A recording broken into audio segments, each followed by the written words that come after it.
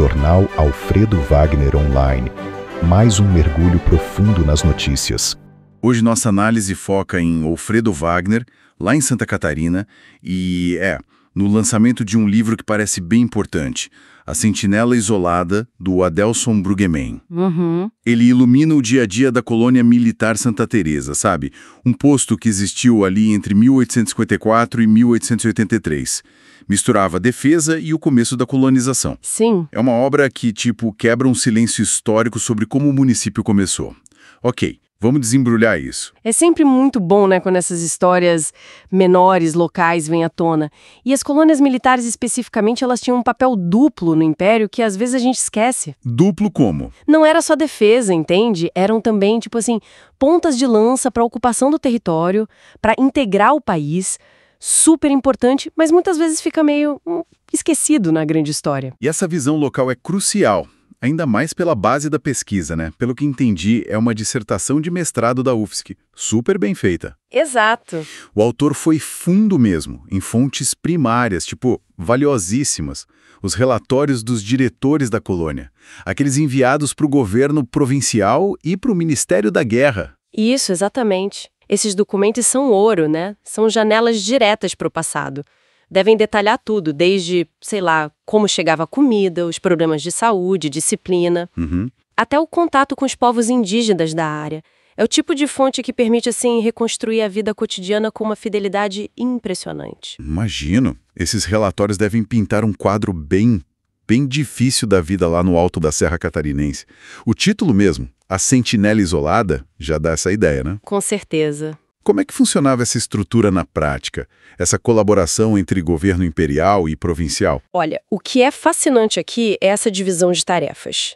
Era uma engenharia administrativa bem complexa para a época, né? Imagino. O governo imperial, lá do Rio, bancava o grosso da defesa. Soldados, o pagamento deles, armas, a parte de saúde militar, o básico para manter a defesa. Certo. Já o governo provincial, de Desterro, que hoje é Florianópolis, entrava com a infraestrutura de apoio, estradas para chegar lá, nomeação de funcionários civis, a logística mais local, sabe?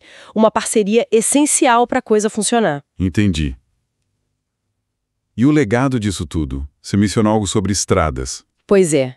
E o legado é surpreendente. Se a gente conecta isso ao quadro geral, é um exemplo muito claro de como uma decisão militar, lá no século XIX, focada na segurança de uma área isolada, acabou, meio que sem querer, definindo uma das principais vias de transporte do Estado hoje. A BR-282. Exatamente. A BR-282. A localização estratégica da colônia influenciou direto esse traçado que liga o litoral ao interior. Quem diria, né? Nossa, muito interessante.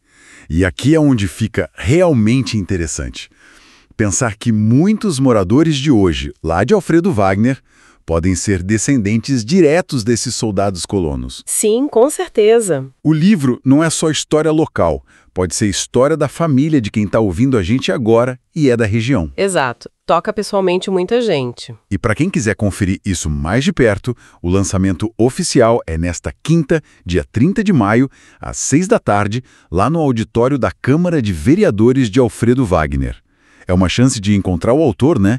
E mergulhar nessas raízes. Sem dúvida. O livro já nasce como uma referência, sabe? Preenche uma lacuna importante. Não só para a comunidade de Alfredo Wagner, claro, mas para qualquer pessoa que estuda a história de Santa Catarina ou a formação do território brasileiro. É informação organizada que não existia antes, né? Isso oferece dados, uma narrativa bem construída que simplesmente não estava disponível assim de forma acessível. Então, o que tudo isso significa no fim das contas? Bom, basicamente que A Sentinela Isolada faz mais do que só contar uma história. Ele resgata, ele dignifica um capítulo fundamental e que estava esquecido da formação de Alfredo Wagner. Dá nome, dá contexto para os primeiros personagens militares da cidade. Perfeito. E isso acho nos desafia a pensar, como uma provocação final, talvez.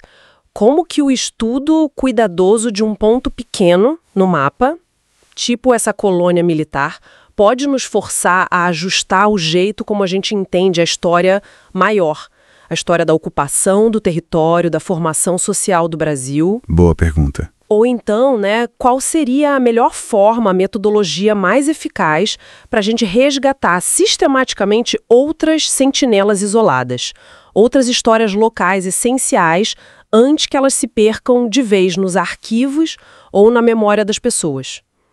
Fica aí a reflexão. Jornal Alfredo Wagner Online. Mais um mergulho profundo nas notícias.